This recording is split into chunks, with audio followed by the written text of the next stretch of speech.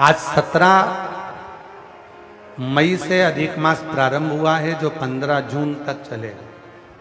इस 15 जून तक के अधिक मास में 5 चीजें अपने अंदर धारण करना है। पहले नंबर का, शिव जी को 1 लोटा जल सुबह से लेकर शाम तक के बीच में कभी भी चढ़ाना जरूर है। दूसरा, शंकर जी के मंदिर में या बेलपत्री के नीचे या तुलसी के क्यारे के पास में एक दीपक अवश्य लगाएं। चाहे सुबह लगाएं चाहे शाम को लगाएं, तुम्हारी मर्जी पड़े तब। दीपदान जरूर करो, जल जरूर चढ़ाओ। तीसरा, एक बेलपत्री को रख लें और उसी बेलपत्र को पहले दिन से लेकर 17 मई से लेकर अधिक मास के पहले दिन से लेकर अधिक मास के आखिरी दिन तक 15 जून तक एक ही बेलपत्र को एक कागज में या किताब में उसको रख लें। उसको रोज शिव जी को समर्पित करें। श्री शिवाय नमस्तुभ्यम बोलकर अपनी कामना करें। वापिस उठाकर उसको अपने किताब में रख लें। फिर कल वापिस समर्पित करें, फिर वापिस रख लें, फिर वापिस समर्पित करें। 1 महीना अधिक मास का, पुरुषोत्तम मास का यदि एक ही बेलपत्र को सर्वत्र चढ़ाया जाए, उसी बेलपत्र को बारंबार समर्पित करा जाए और उस बेलपत्र को अधिक मास पूर्ण होने के बाद फिर उसको जो आप मालपुआ दान करते हैं उस मालपुए के साथ अगर दान कर दें तो जिंदगी में कभी किसी के दरवाजे पर हाथ नहीं फैलाना पड़ेगा। भगवान इतनी बरकत आपको प्रदान करे। एक बेलपत्र, वही बेलपत्र पहले दिन से चालू होती है। किसी भी शिवलिंग पर, चाहे पार्थिव पर चढ़ा लो, आप चाहें तो अपने, हम गुरुजी हम वहां पर नहीं है, हम कथा में रहते हैं, हम कथा सुनने जाते हैं, तो हम कहाँ चढ़ाएं? एक कंकर उठाओ, पार्थिव पे चढ़ाओ।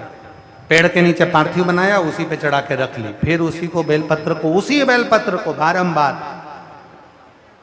पूरे अधिक मास के महीने में 1 महीने तक उसी बेलपत्र को चढ़ाना है, उसी को रखना है। फिर आखिरी दिन जो अधिक मास पूर्ण होगा उस दिन उस बेलपत्र को मालपुए पे रखकर शिव जी को चढ़ाकर लेके आना पहले, फिर मालपुए पे रखना और उसको रखकर फिर भगवान उस मालपुए को तुम दान। मालपुआ दान नहीं कर सकते तो तुम बतासे दान कर दो, पर मीठे के साथ उस बेलपत्र को दान किया जाए। बतासा है, मिठाई है, कोई 33 कोई भी सामग्री 33 जो मीठी हो वो रखकर आप दे सकते। कभी किसी के दरवाजे पर कितनी भी मुसीबत आ जाए, कितना भी दुख आ जाए, कितनी भी तकलीफ आ जाए, कितना भी कष्ट आ जाए, कितना भी कष्ट आ जाए, आपको किसी के आगे हाथ नहीं फैलाना पड़ेंगे। लक्ष्मी की व्यवस्था स्वयं मेरा कुबेरेश्वर महादेव, मेरा महाकाल राजा, मेरा विश्वनाथ स्वयं एक बेल पर वही चलती। 5 चीजें करना है आपको। पहले नंबर पर जल, दूसरे नंबर पर दीप, तीसरे नंबर पर बेलपत्र, चौथे नंबर पर भगवान शंकर के मंदिर में नंदी के दोनों सींगों के बीच में से शिव के शिवलिंग का दर्शन। नंदी के जो सींग है उन सींग के मध्य में से भगवान शंकर का दर्शन। क्यों? किस लिए? अगर पुरुषोत्तम मास में, अधिक मास में हम नंदी के दोनों सींगों के बीच में से शंकर के शिवलिंग का दर्शन कर लेते हैं तो अपने अंतिम सांस तक शरीर के अंदर कोई बड़ी बीमारी कभी नहीं आती, कोई गंभीर बीमारी कभी नहीं,